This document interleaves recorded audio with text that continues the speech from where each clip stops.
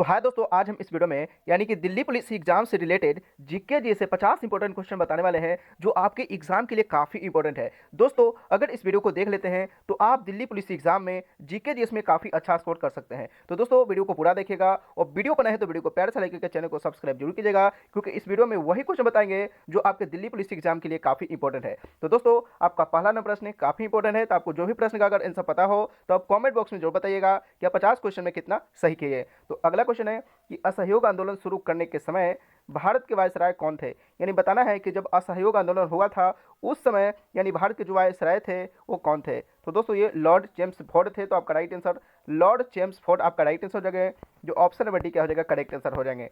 अगला क्वेश्चन है, दूसरा नंबर प्रश्न काफी इंपॉर्टेंट है कि भारतीय स्वतंत्रता आंदोलन के दौरान रचित पुस्तक इंडिया फॉर इंडियंस लेखक कौन थे। यानी बताना है कि भारतीय स्वतंत्रता आंदोलन के दौरान जो रचित पुस्तक इंडिया फॉर इंडियंस है उनके जो लेखक है उनका क्या नाम है। तो दोस्तों, बता दें कि उनका लेखक जो है वो चित्तरंजन दास है। तो आपका राइट आंसर चित्तरंजन दास हो जाएगा, जो ऑप्शन नंबर सी क्या हो जाएगा, करेक्ट आंसर हो जाएंगे।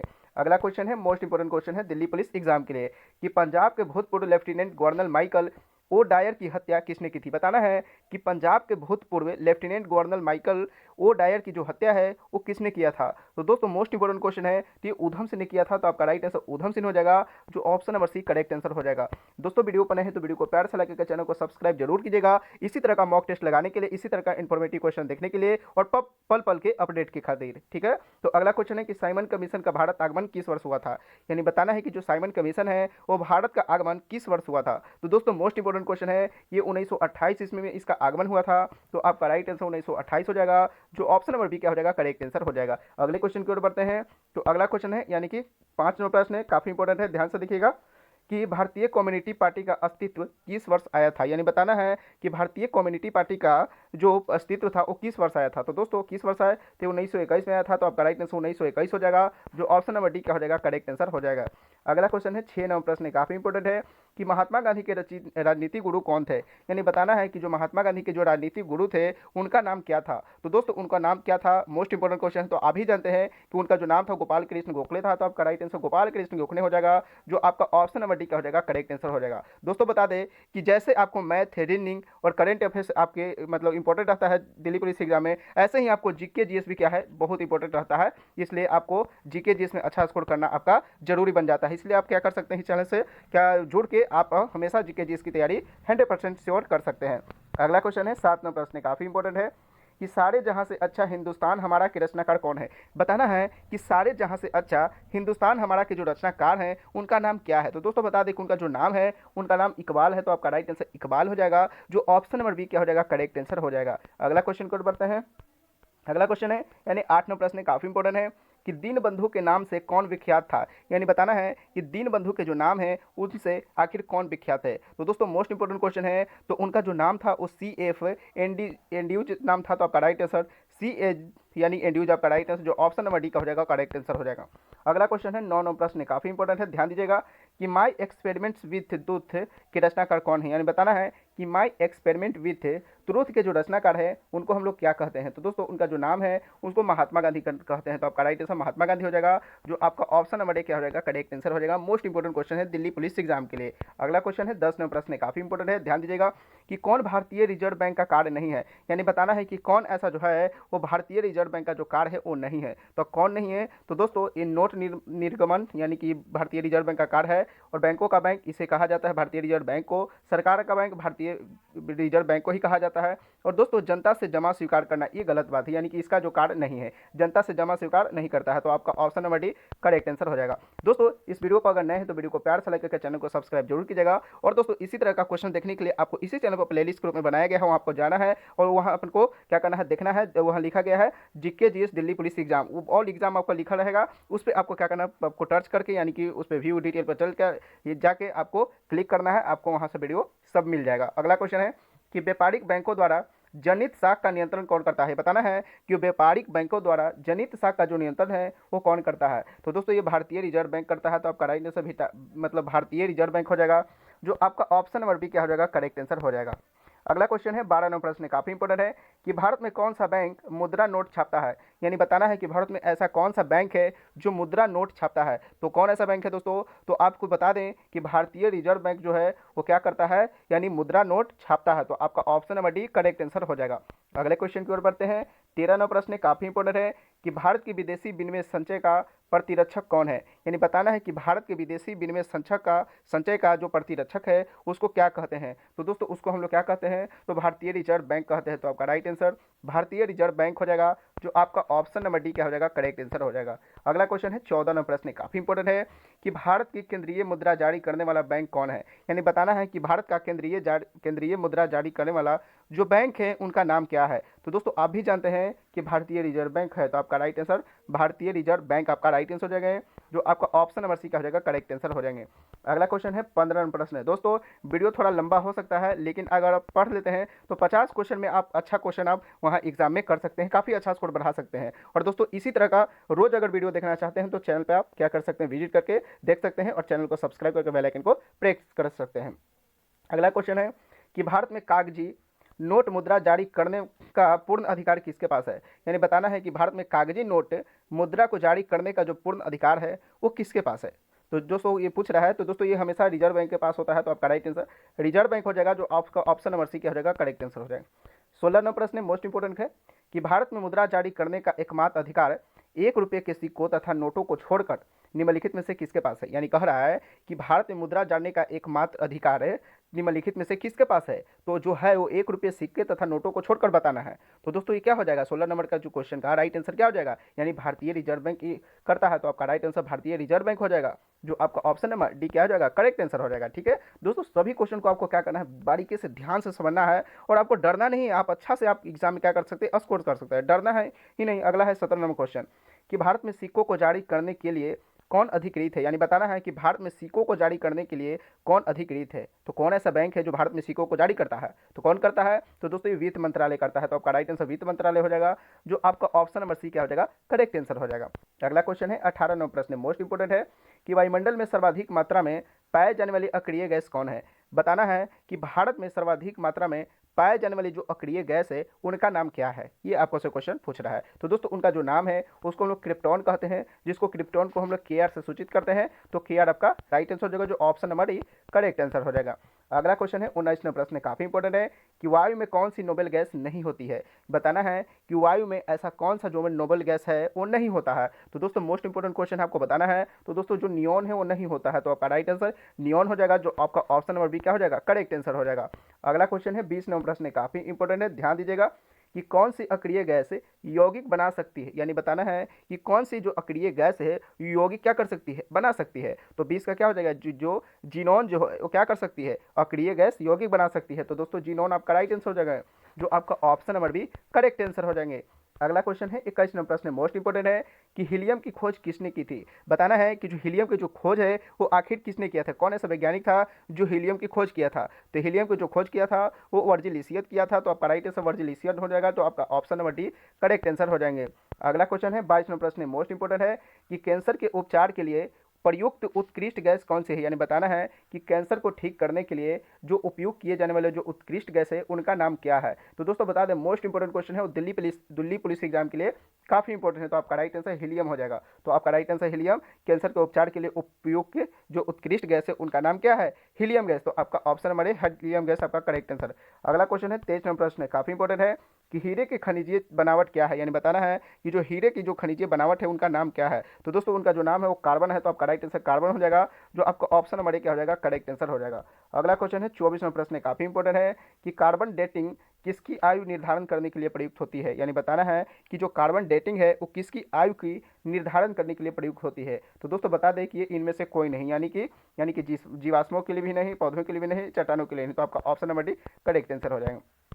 अगला क्वेश्चन है 25 नंबर प्रश्न, मोस्ट इंपोर्टेंट क्वेश्चन, ध्यान दीजिएगा कि निम्नलिखित में से कौन सा पदार्थ ओजोन परत को नष्ट करता है, यानी बताना है कि निम्नलिखित में से ऐसा कौन सा पदार्थ है जो ओजोन परत को क्या करता है, नष्ट कर रहा है। तो दोस्तों मोस्ट इंपोर्टेंट क्वेश्चन है। तो आप भी जानते हैं कि जो सल्फर है वो क्या करता है, यानी ओजोन परत को नष्ट करता है। ठीक है, परावैंगनिक किरणों से क्या करता है, हमें ओजोन परत बचाता है। जो सूर्य से निकलता है परावैंगनिक और हानिकारक जो किरण है उससे हमें ओजोन परत बचाता है, यानी ओजोन मंडल बचाता है। तो इस और ओजोन मंडल को जो नष्ट कर रहा है वो सल्फर करता है। तो मोस्ट इंपोर्टेंट क्वेश्चन है। तो आपका ऑप्शन नंबर बी क्या हो जाएगा, करेक्ट आंसर हो जाएगा। दोस्तों वीडियो कैसा लग रहा है आप कमेंट करके जो बताइएगा। और दोस्तों 50 क्वेश्चन में आप कितना सही किए आप वीडियो को पूरा लास्ट तक देख के आप कमेंट जरूर कीजिएगा। और दोस्तों नेक्स्ट वीडियो आपको किस टॉपिक पे चाहिए आप जरूर कमेंट कर दीजिएगा। और आपको डरना नहीं है, आपको इसी चैनल पर आपको बिहार पुलिस से रिलेटेड, दिल्ली पुलिस से रिलेटेड, आपको दरोगा से रिलेटेड, एसएससी जीडी एग्जाम जो न्यू वैकेंसी है उससे रिलेटेड, और दोस्तों जो न्यू वैकेंसी बिहार पुलिस का आने वाला है, यानी जो आने वाला है 27,771 जो पोस्ट आने वाला है कि 22,000 जो भी आने वाला है,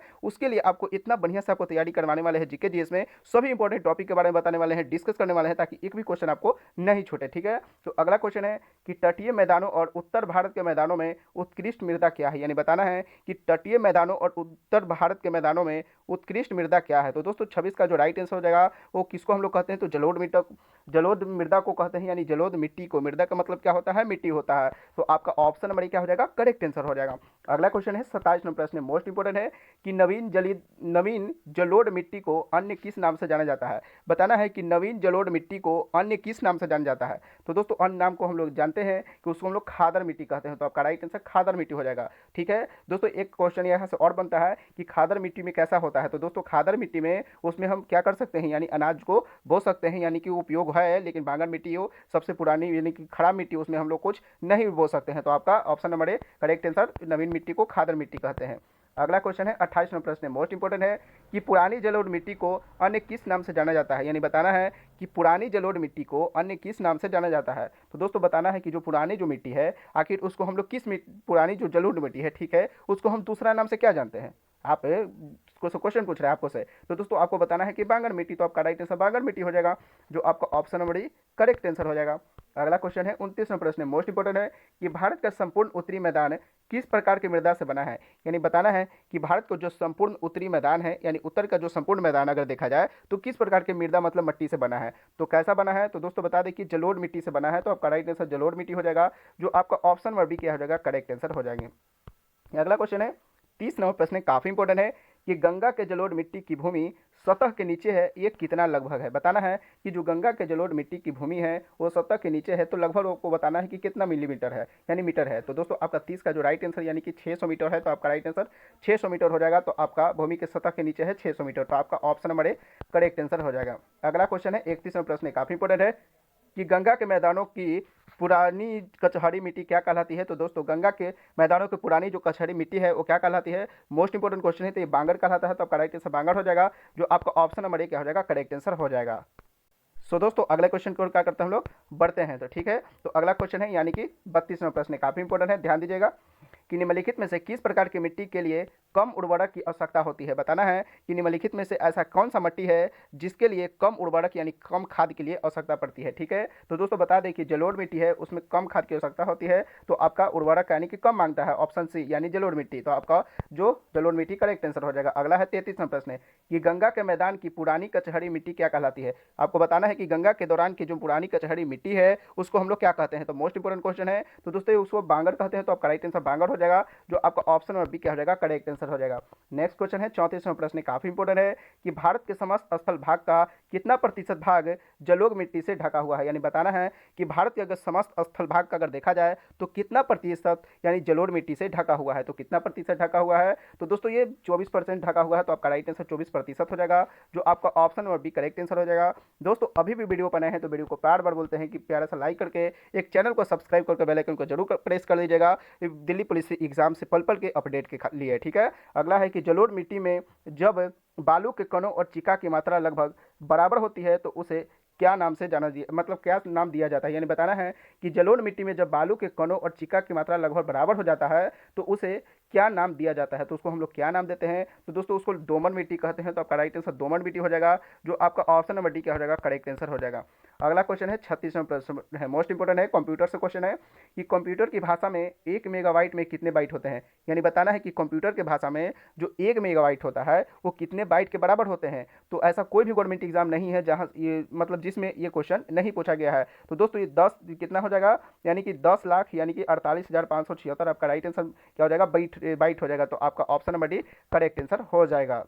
तो चल दोस्तों अगले क्वेश्चन को हम लोग बढ़ते हैं। अगला क्वेश्चन है 37वां प्रश्न, काफी इंपॉर्टेंट है कि सुपर कंप्यूटर के लिए शब्द लंबाई का प्रास जिसे हम लोग रेंज मतलब इंग्लिश में रेंज कहते हैं वो होता है। यानी बताना है कि सुपर कंप्यूटर के लिए शब्द लंबाई का जो प्रास होता है वो कितना बीट के बराबर होता है। तो दोस्तों बता दें कि 37 का जो राइट आंसर यानी 64 बीट तक होता है। तो आपका राइट आंसर 64 बीट हो जाएगा, जो आपका ऑप्शन नंबर सी क्या हो जाएगा, करेक्ट आंसर हो जाएगा। अगला क्वेश्चन है 38वां प्रश्न, काफी इंपॉर्टेंट है कि परम एक उदाहरण किसका है। यानी बताना है कि परम जो एक उदाहरण है वो आखिर वो किसका है। तो दोस्तों ये सुपर कंप्यूटर का उदाहरण है। तो आपका राइट आंसर सुपर कंप्यूटर हो जाएगा, जो आपका ऑप्शन नंबर ए क्या हो जाएगा, करेक्ट आंसर हो जाएगा। ठीक है, अगला क्वेश्चन है 39वां प्रश्न, काफी इंपॉर्टेंट है कि भारत में सुपर कंप्यूटर परम का निर्माण कहाँ हुआ है। यानी बताना है कि जो भारत में सुपर कंप्यूटर परम का जो निर्माण हुआ है वो कहाँ हुआ है। तो दोस्तों आप भी जानते हैं कि पुणे में हुआ है। तो आपका राइट आंसर पुणे हो जाएगा, जो आपका ऑप्शन नंबर डी क्या हो जाएगा, करेक्ट आंसर हो जाएगा। अगले क्वेश्चन की ओर बढ़ते हैं। तो अगला क्वेश्चन है 40वां प्रश्न, मोस्ट इंपॉर्टेंट है, 10 क्वेश्चन और है। तो दोस्तों वीडियो को पूरा लास्ट तक देखिएगा, तभी आप क्या कर सकते हैं, अच्छा स्कोर आप दिल्ली पुलिस एग्जाम में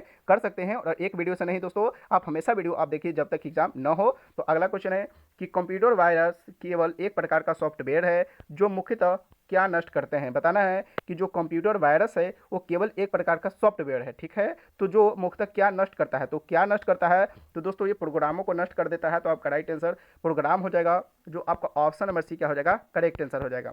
अगला क्वेश्चन है 41वां प्रश्न, काफी इंपॉर्टेंट है कि कंप्यूटर में विंडो एक प्रकार का क्या है। बताना है कि जो कंप्यूटर है उसमें जो विंडो का जो कार्य है वो एक प्रकार का, उसको हम लोग क्या कहते हैं, तो उसको सॉफ्टवेयर कहते हैं। तो आपका राइट आंसर सॉफ्टवेयर हो जाएगा, जो आपका ऑप्शन नंबर क्या हो जाएगा, करेक्ट आंसर हो जाएगा। अगला क्वेश्चन है 42वां प्रश्न, मोस्ट इंपॉर्टेंट है कि निम्नलिखित भोजन में से किससे प्रति ग्राम सर्वाधिक ऊर्जा प्राप्त होती है। यानी मोस्ट इंपॉर्टेंट क्वेश्चन दोस्तों बायोलॉजी से क्वेश्चन है। आपको बताना है कि निम्नलिखित भोजन में से किससे प्रति ग्राम सर्वाधिक ऊर्जा प्राप्त होती है। तो दोस्तों बता दें ये वसा से होती है। तो आपका राइट आंसर वसा हो जाएगा, तो जो आपका ऑप्शन में बी क्या हो जाएगा, करेक्ट आंसर हो जाएगा। अगला क्वेश्चन है 43वां प्रश्न, काफी इंपॉर्टेंट है कि विटामिन शब्द किसने प्रतिपादित किया है। यानी बताना है कि जो विटामिन शब्द का जो प्रतिपादन किया है वैसे कौन ऐसा वैज्ञानिक है। तो दोस्तों बता दें कि विटामिन शब्द का जो प्रतिपादन है उनका जो नाम है वो फंक किए थे। तो आपका राइट आंसर फंक नामक वैज्ञानिक विटामिन शब्द का प्रतिपादन किए। तो आपका option number C correct answer हो जाएगा। अगला क्वेश्चन है 44वां प्रश्न, काफी इंपॉर्टेंट है कि निम्नलिखित में से यौगिक के किस समूह को सहायक आहार कारक कहा जाता है। यानी बताना है कि निम्नलिखित में से यौगिक के किस समूह को सहायक आहार कारक कहा जाता है। तो किसको कहा जाता है, तो दोस्तों ये विटामिन को कहा जाता है। तो आपका राइट आंसर विटामिन हो जाएगा, जो आपका ऑप्शन नंबर डी क्या हो जाएगा, करेक्ट आंसर हो जाएगा। अगला क्वेश्चन है 45वां प्रश्न, काफी इंपॉर्टेंट है कि निम्नलिखित में से किसे रक्षात्मक पदार्थ कहा जाता है। मोस्ट इंपॉर्टेंट क्वेश्चन है दोस्तों कि निम्नलिखित में से किसे रक्षात्मक पदार्थ कहा जाता है। तो किसे कहा जाता है, तो ये विटामिन को कहा जाता है। मोस्ट इंपॉर्टेंट क्वेश्चन है, तो आपका ऑप्शन नंबर क्या हो जाएगा, ए करेक्ट आंसर हो जाएगा, विटामिन। अगले क्वेश्चन को बढ़ते हैं। तो अगला क्वेश्चन है यानी 46वां प्रश्न है कि निम्नलिखित में से कौन विटामिन ए का सर्वोत्तम स्रोत है। यानी बताना है कि निम्नलिखित में से बताइए कि विटामिन ए का जो स्रोत है वो कौन सबसे अच्छा है, यानी सबसे अच्छा है। तो दोस्तों ये गाजर सबसे अच्छा है। तो आपका ऑप्शन नंबर ए गाजर करेक्ट आंसर हो जाएगा। अगला क्वेश्चन है 47वां प्रश्न, मोस्ट इंपॉर्टेंट है कि मानव शरीर में विटामिन ए कहाँ भंडारित होता है। यानी बताना है कि जो मानव शरीर है उसमें अगर देखा जाए कि विटामिन ए कहाँ रहता है, यानी ये एकत्रित कहाँ होता है, स्टोर कहाँ रहता है। तो दोस्तों ये यकृत में रहता है। तो आपका राइट आंसर यकृत हो जाएगा, जो आपका ऑप्शन नंबर ए क्या हो जाएगा, करेक्ट आंसर हो जाएगा। ठीक है दोस्तों, वीडियो कैसा लग रहा है कमेंट करके जरूर बताइएगा, और नेक्स्ट वीडियो आपको किस टॉपिक पे चाहिए तो आप जरूर कमेंट कर दीजिएगा। अगला क्वेश्चन है कि निम्नलिखित में से किस विटामिन की कमी से रतौंधी होती है। यानी बताना है कि ऐसा कौन सा विटामिन की कमी जब हो जाता है जिसके कारण हमारे आंखों में यानी रतौंधी नामक बीमारी हो जाता है। तो दोस्तों मोस्ट इंपॉर्टेंट क्वेश्चन है, ऐसा कोई भी गवर्नमेंट एग्जाम नहीं है जहां यहां से क्वेश्चन नहीं बनता है। तो दोस्तों विटामिन ए की कमी से रतौंधी नामक बीमारी होता है, और ए का स्रोत अच्छा अगर देखा जाए तो गाजर है। अभी पिछले क्वेश्चन बताएं तो यहाँ से भी क्वेश्चन मोस्ट इंपॉर्टेंट है। तो आपका ऑप्शन नंबर डी क्या हो जाएंगे, करेक्ट आंसर हो जाएंगे। अगला क्वेश्चन है 49वां प्रश्न, काफी इंपॉर्टेंट है कि निम्नलिखित में से कौन सा एक विटामिन ए का प्रचुर स्रोत है। तो दोस्तों आपको बताना है कि निम्नलिखित में से कौन सा एक विटामिन ए का प्रचुरत स्रोत है। तो दोस्तों आप भी जानते हैं कि जो प्रचुरम यानी कि प्रचुरतम अगर स्रोत अगर के बाद किया जाए तो दोस्तों उसको हम लोग अगर गाजर के बाद दूसरा यानी दूसरा आम हो जाता है। तो आपका option number D correct answer हो जाएगा। दोस्तों 50 नंबर इस वीडियो का लास्ट प्रश्न जो आपके लिए हमेशा आपको लिए क्या करते हैं, टेस्ट के तौर पे छोड़ते हैं। आपको क्या करना है, कमेंट करके जरूर बताना है कि 50 नंबर क्वेश्चन का राइट आंसर क्या हो जाएगा। थायमिन किसका है, यानी विटामिन बी, विटामिन सी का, विटामिन बी का, विटामिन बी टू का, विटामिन 6 का यानी कि और विटामिन बी1 का। तो दोस्तों आपको बताना है। तो दोस्तों इस तरह से 1 से लेकर 50 तक हमें लगा कि नहीं ये इंपॉर्टेंट क्वेश्चन तो आपके लिए करा दिए। दोस्तों इस वीडियो को देखकर आप एग्जाम दीजिएगा। और दोस्तों आगे का जो भी सेक्टर में आपका जो भी शिफ्ट में आपका दिल्ली पुलिस एग्जाम होने वाला है तो आप क्या कीजिएगा, इस चैनल पर आप विजिट कर सकते हैं। और इस चैनल को अभी अगर जिस पे आप देख रहे हैं इसी को आप सब्सक्राइब करके बेल आइकन को प्रेस करके रख लीजिए। इस पर आपको 1 से 2 दिन के अंदर ऐसा क्वेश्चन आपको मिलता है, हो सके तो 2-4 घंटा लेट ही मिलता है, लेकिन वो क्वेश्चन मिलता है जो आपको एग्जाम में आए, दिमाग में आए, समझ में आए। तो दोस्तों अभी वीडियो बनाए हैं तो वीडियो को प्यार से लाइक करके चैनल को सब्सक्राइब कर दीजिए और मिलते हैं किसी अगले वीडियो में। तब तक की जय हिंद, जय भारत।